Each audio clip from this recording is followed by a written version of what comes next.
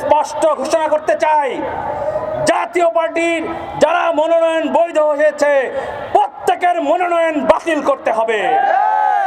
যদি এই মনোনয়ন বাতিল না করে তাদেরকে 12 তারিখের ইলেকশনে ভোট দেওয়ার এবং প্রার্থিতা করার সুযোগ দেওয়া হয়, এই বাংলাদেশে ইন্টারিমের অধীনে আমরা কোনো নির্বাচন হতে দেব না।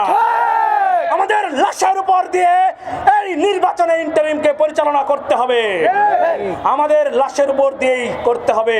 এটা কোনো হুঁশিয়ারি নয়। জুলাই মঞ্চ বাংলাদেশে, জুলাইয়ের যে প্রকৃত চেতনা বাংলাদেশে, আমরা জুলাই বিক্রি করতে আসি নাই, জুলাইকে ধান্দাবাজির আস্তানা বানাতে আসি নাই, জুলাইকে কারো ভবিষ্যৎ গড়ার জন্য জুলাই মঞ্চ প্রতিষ্ঠা করা হয়নি। বাংলাদেশের 1400 মানুষ যেই লক্ষ্যে জীবন দিয়েছে সেই লক্ষ্য বাস্তবায়নের জন্যই জুলাই মঞ্চ এখানে প্রতিষ্ঠিত হয়েছে। চলছে জুলাই চলবে, বিপ্লবীরা লড়বে, জুলাই চলবে, জুলাই মঞ্চ লড়বে, জুলাই চলবে, চলছে জুলাই চলবে।